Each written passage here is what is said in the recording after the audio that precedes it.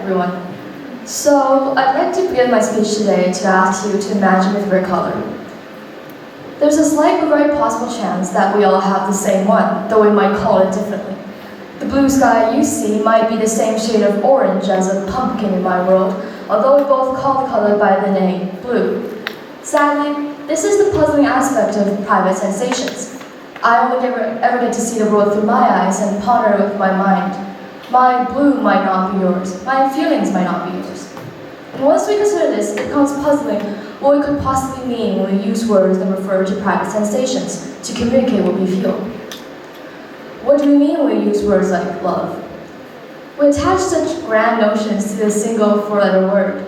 Professor Dumbledore once said that love was the greatest magic of all, but what is it really?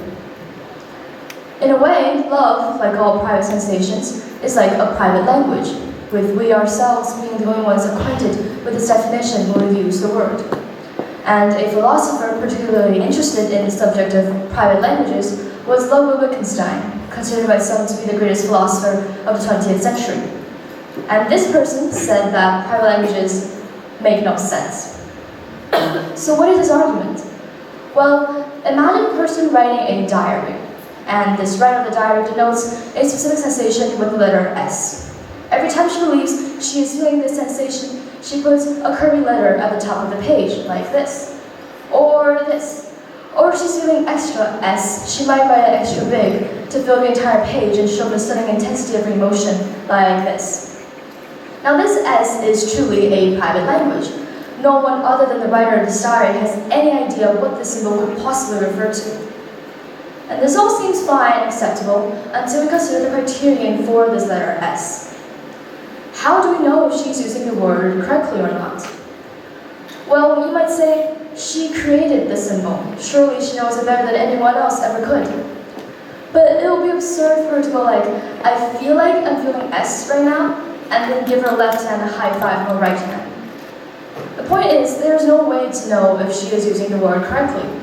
She is the only writer of the rules in this language game, while at the same time being the only judge of the rules. One cannot be the rule writer and the rule keeper at the same time and still be able to tell whether these rules are being followed properly.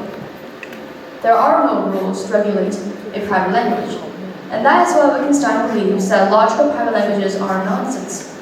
There will be simply no rules to regulate our use of this language, and languages need rules to work. We cannot have a word changing meaning every second and still have a worthwhile conversation. So what does Wittgenstein believe these rules that regulate our use of words that refer to private languages come from?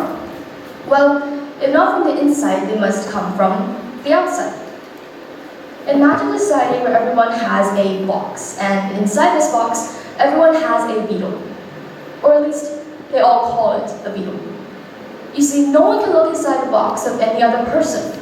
So for all they know, their neighbor's beetle might be a butterfly.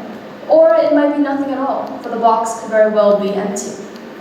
And yet the private notion of the beetle does not lack meaning. These people are able to have daily conversations like, oh, my beetle is annoying me, and mine too. The point is, although this beetle is entirely private, its meaning is not actually tied to the exact object inside the box. Rather, it is tied to the community's shared use of the word. Under this public framework, a private notion like the beetle is able to have meaning. Language is, as Wittgenstein believes, ultimately a social tool. To better illustrate this, we might consider the private sensation of pain. I do not know your pain, and you do not know mine, but we talk about pain all the time. Falling down the stairs is painful. Trying to study math is painful. Or at least to a great portion of people. So what do we mean when we use the word pain? Well, Wittgenstein would say that we're not so much describing what we feel. Rather, we are expressing it. I'm not telling you what my pain feels like. I'm only informing you that I feel it. And you're able to derive some meaning from this word because we tend to behave similarly when we're in pain. Our community in general tends to scream and groan and cry out loud when they experience such a feeling. Hence, the word pain does not describe the feeling, but it does combine the social expressions and behaviors we associate with the feeling. Again, language derives its meaning from social use. So if we consider this framework and apply it to love, we would say that the word love does not describe the secret storm brewing inside. Rather, it only alerts the other person that it is there. Despite love being an entirely private sensation, despite us never being able to know what this other person is feeling when they use the word, the notion is able to have meaning because it is simply representative of the social behaviors and practices we associate with such a feeling. And this could be anything from giving them flowers on Valentine's Day or just holding their hand. But what good does that do, you might wonder? So this word has meaning, so we're able to meaningfully convey a private notion, a private sensation like love. We are nonetheless granted no further insight into what this other person truly feels. Actions can be acted out, love can be mimicked. With paying, at least, it is rather straightforward. With paying, at least, we tend to behave similarly.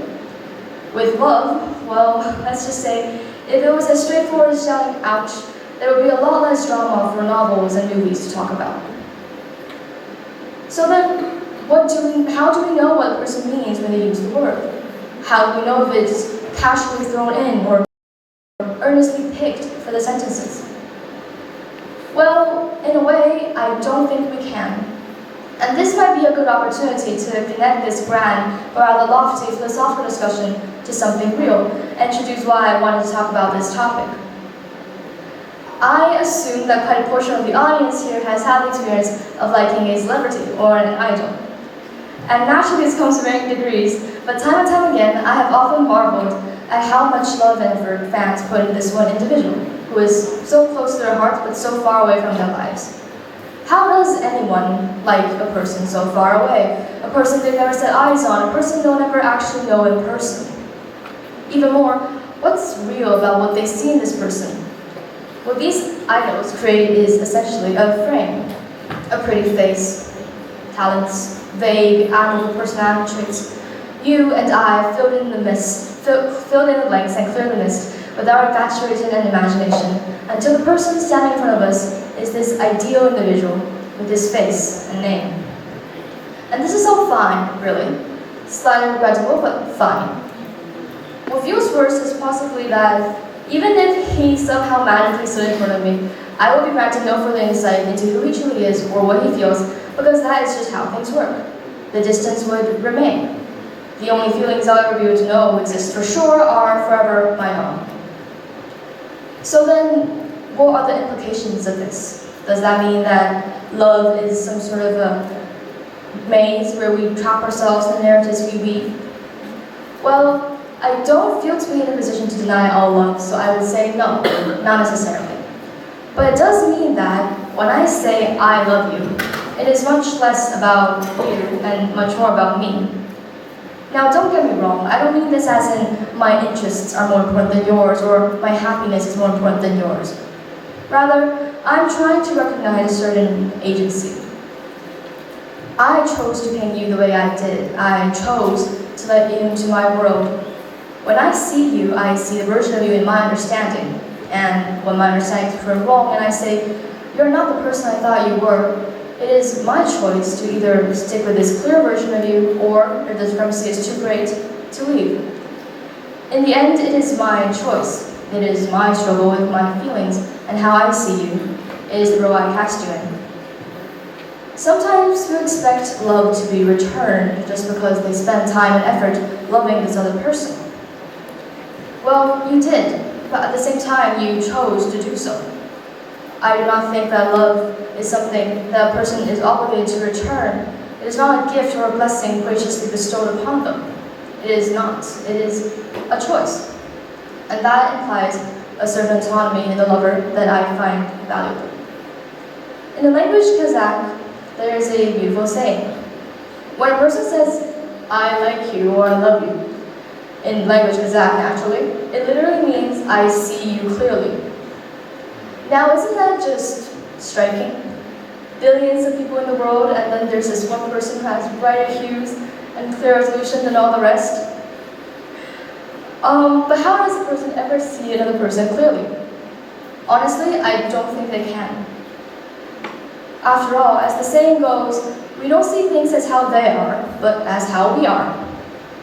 But a friend once told me that expressing love was less about actually being able to see a person clearly and more about wanting to.